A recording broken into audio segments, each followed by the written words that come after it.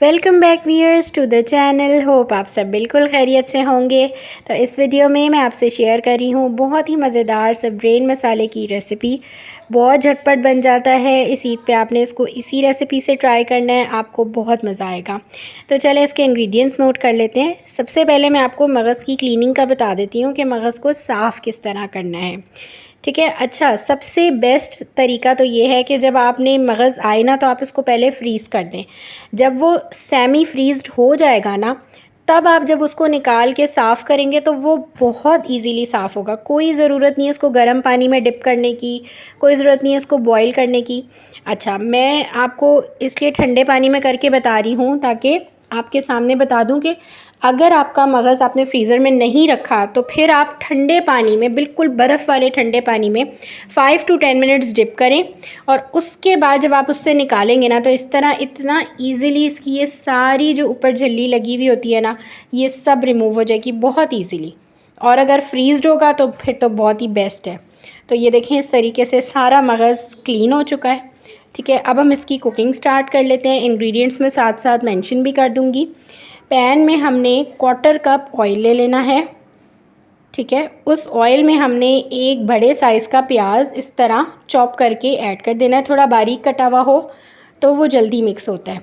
बस ये हम ऐड कर देंगे और इसको हमने बहुत फ्राई करके गोल्डन ब्राउन नहीं करना, बिल्कुल हल्का सा हमको फ्राई कर लेना है। बस जैसे ये ट्रांसलूसेंट हो जाएगा तो हम इसमें बाकी चीज़ें ऐड कर देंगे।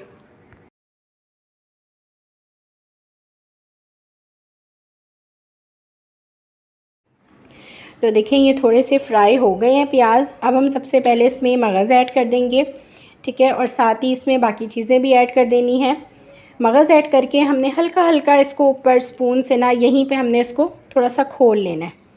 ठीक है, और उसके बाद हम इसमें एक मीडियम साइज़ का टमाटर ब्लेंड करके ऐड करेंगे। फ्रेश टमाटर हो, आप ऐसे ही कट करके ऐड कर दें, वो मिक्स हो जाएगा।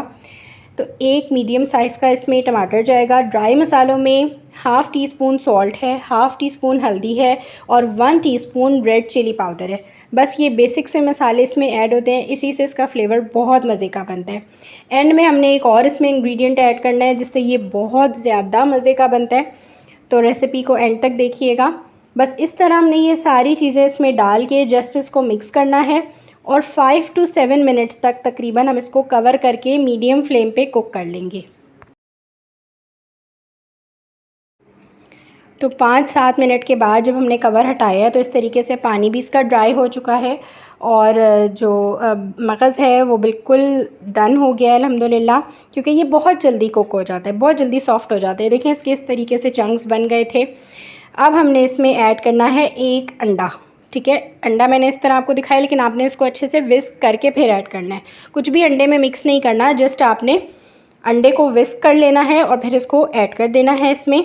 उसके बाद आपने बहुत आहिस्ता आहिस्ता से स्पून हिलाना है ताकि ये अंडा पकता भी जाए और अच्छे से मिक्स भी हो जाए।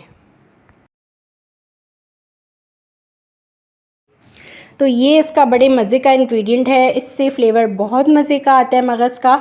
ऊपर से जस्ट हमने ब्लैक पेपर इसमें गार्निश कर देनी है और धनिया मिर्च स्प्रिंकल कर देना है, साथ बारीक कटी हुई अदरक आप ऐड कर सकते हैं। बस ये चीज़ें हमने इसमें ऊपर से स्प्रिंकल कर देनी है।